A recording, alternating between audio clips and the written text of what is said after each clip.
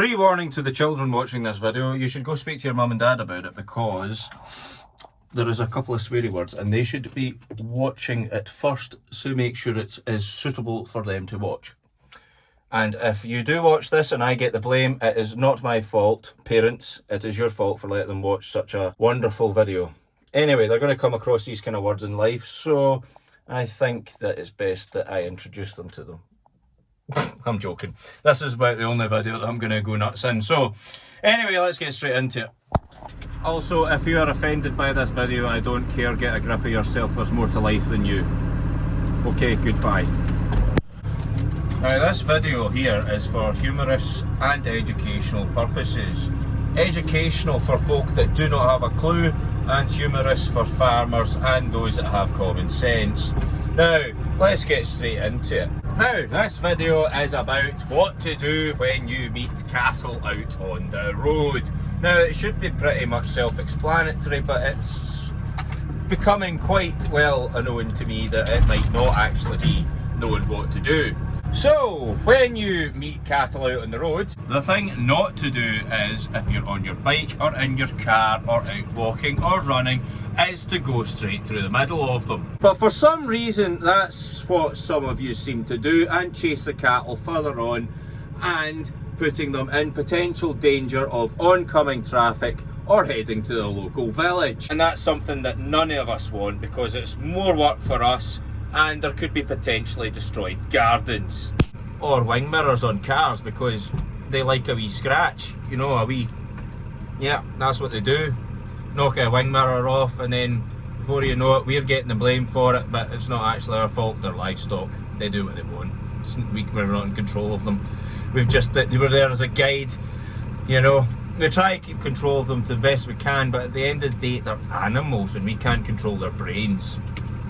So, this is all spun off because somebody, when some cattle escaped, cycled through the middle of our cattle, chasing them onto our local village. Unbeknownst to us, why? Basically, I made a sarcastic post in our local village group for a laugh, but not to point any fingers, but just to say, come on, think a bit, you know? So, that's what I did. I made that post. Somehow I got a bit of backlash and I don't know why. I was very pleasant with my wording. I didn't swear, but yeah, you know. Well, it wasn't too bad, but I'm just saying. Basically, I was met with, well, your fences aren't stock proof then, are they? Well, no shit. Sorry, that was a swear word. So in that instance, for us, it was cattle had rubbed on a gate, they pushed against it, the stab that was holding the gate up snapped. So, easy fix, no harm done. So one of the things that was said about this post was, were you one of the cattle? Blah, blah, blah, blah, blah. How do you know that they cycled through the middle of them? How do you know about it? And if you were there, why didn't you sort it? Well, guess what? It had nothing to do with me being there. It was the fact that Dad was standing having his coffee, looking out the window, admiring his farm. Because it was lunchtime and we're allowed a break sometimes, aren't we? So, what happened was when he looked out the window and saw cattle out the road, he was like, ah, fuck. You know, that's just generally what you do. And then he's seen a cyclist and he was like, oh no. So that just immediately gets the shitters up you, doesn't it? So you've seen the cyclist and you're like, ah, fuck it. And then they cycled through the middle of them. So my opinion is, this cyclist was trying to beat his time on Strava. Now, that is not that important. What is important is the safety of the cattle and the safety of folk on the road. So you cycle them towards some blind corners on a single track road, what could potentially happen is a car comes winging around the corner and hits cattle. So the comments were something along the lines of, what if I come round the corner in my car and hit one of your cows? Well, maybe you shouldn't be going that fast, is my first initial argument for that. These are country roads, you do not know what you're going to meet. For me, sometimes it's escaping cattle. And that's not the norm, they're generally in, but shit happens. Ah, it's getting warm. That's a good hat, by the way, you can buy them in the link below. And my argument is, if you were driving that fast on the road and you hit one of our cows, What's to say you wouldn't hit another car, because you can hit them on these blind corners, and what's to say you wouldn't hit a cyclist, a mother out walking with her pram, or a jogger, or, you know, a wild deer, because they're animals too, and they get out all the time because they're not farmed by us. They are wild deer. Now, you might be thinking I'm a bit annoyed about this, but I'm not really. I'm just thinking it's quite a humorous thing to post about, but at the same time, I want to be educational. So this is educational. If you see cattle out on the road, look around. You might see a farm nearby or a wee cottage. And what to do when you see a farm or a wee cottage nearby is, you go to them and you say, look mate, there's cattle escaped. I don't know what to do. I don't want to chase them on. I don't want to spook them. Mr. Farmer will be like, thank you very much, I'll go sort that now. Thank you for your patience, and they'll apologise a lot for it because we don't want that. Or we might be, how the fuck did that happen? But it's not anything to do with you, it's just our initial reaction of our cattle's out, for fuck's sake, you know. Because we don't want that, it's just more work on top of what we're already doing, you know. It's not what we want. Back to the point about maybe your fences aren't stock proof.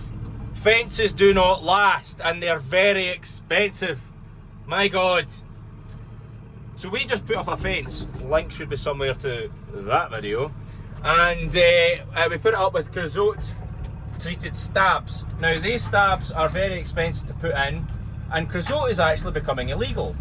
So that's actually quite annoying, because it's the only thing that actually works for keeping any length of time on your stabs. Because normal stabs only last about 3 years. Maybe more than that, not maybe less than that. I've seen stabs snap after a year. Don't know why, just absolute dog shit.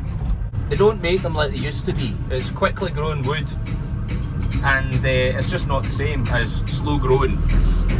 So which results in a not so good fence. What do you think, Maggie? Yes. So, to put up a fence with this creosote stuff, we found out off a fencing contractor it would cost nearly £10 a metre. Now that fence that we put in there was nearly 300 metres, and it wasn't roadside. So that was £3,000 pretty much we had to put in for a fence. I'm not complaining because it was needing done, but it's very expensive to do. And we did it ourselves, so that cut the costs a bit. But at the end of the day, to get somebody in to do it, because we're already that busy, it would cost a fortune. And that's with the more expensive stuff. But a wee bit less money, you know, but even still, it's money. Farming margins are tight. Have you ever watched Clarkson Farm? Did you ever hear what he talked about his margins? Quite an eye-opener. Have a wee swatch. Aye, why is it that everything that works goes illegal? Anything that works. Every time. Ridiculous. Also, side note to those of you that are watching that might be out walking your dogs at lambing time. Don't walk your dogs through the fields. That causes endless hassle for the farmers, causes ewes to abort, separates mothers and lambs, and you're causing so much more work for farmers, and we do not need it. Like, I'm not a sheep farmer, I'm a dairy farmer, but you hear all about it, you see all the deaths, you just feel so bad for these people, these farmers that have to deal with all this. And you're thankful that you're a dairy farmer, and we don't have folk walking through our calving cows and stuff like that, because at the end of the day, these animals don't know you. They know us, they don't know you. So they see you out walking a dog, they're like, who the hell is that? They get scared and they run. Oh, that's a... So I didn't do that. So there's another reason why cattle escape. People walking dogs and shit through folks' fields, spooking them. Or... well, so that's one thing. They can be spooked by folk walking through the fields, or they can be spooked by random things. You know, high winds can actually spook cattle, because they're cattle, they're just animals. You know, we're not in control of them, as I said earlier. So if they get spooked and they run through a fence, there's nothing that fence can do. They're getting over it. And if they want to jump, they can jump a fence, by the way. They can jump. You just try not to teach them that they can jump. That way they're easier kept in. But once they learn to jump one fence, oh, you're in for a wild ride.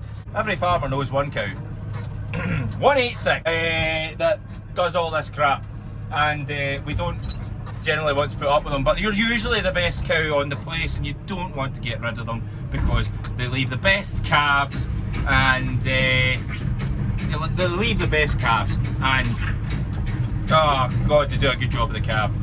But so that's it for today's video. If you didn't understand it, well, rewatch it. Basically, at the end of the day, look around, look for a farmer. We're generally in 90%, if not more of the time, because we work here. We're stuck. It's a very tiring job. So somebody will be about. Somebody will be about.